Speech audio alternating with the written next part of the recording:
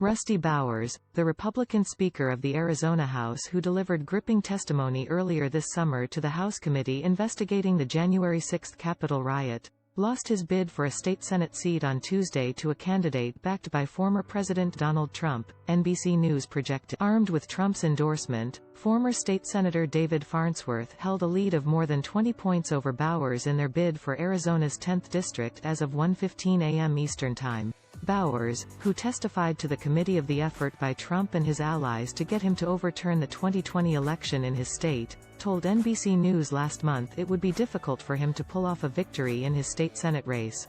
"It's so hostile," Bowers said then of the political environment in a phone interview, noting the overwhelming pro-Trump preference of his state Senate district, Arizona's 10th.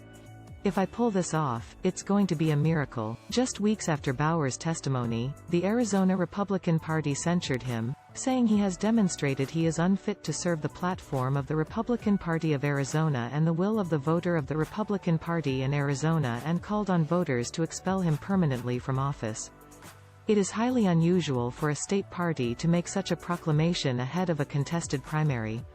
Trump attacked Bowers on Monday on his Truth Social platform, writing, "Remember Arizona, your so-called speaker, Rusty, an appropriate name because he is rusty, just like steel gets rusty and weak, Bowers, is absolutely terrible."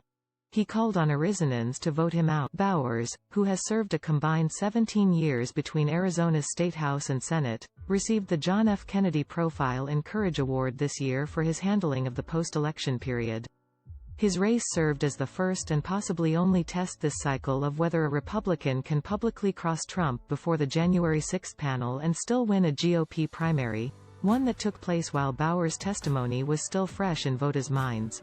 Weeks ago, the conservative legislator told the committee he knew Trump and his allies were pursuing an unconstitutional effort in trying to have him invalidate the 2020 election in his state, which President Joe Biden narrowly carried. "It is a tenet of my faith that the Constitution is divinely inspired, that this is my most basic foundational belief," Bowers, a member of the Church of Jesus Christ of Latter-day Saints, told the committee.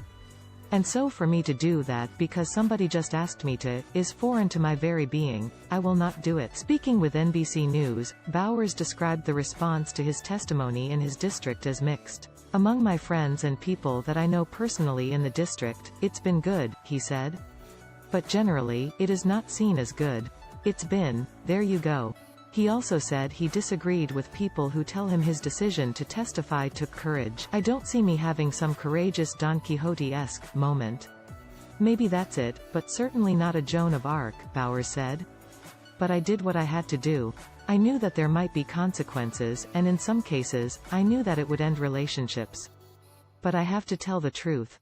That's it. Beyond that, nothing else." Soon after Bowers' public testimony, Trump offered a full-throated endorsement of Farnsworth.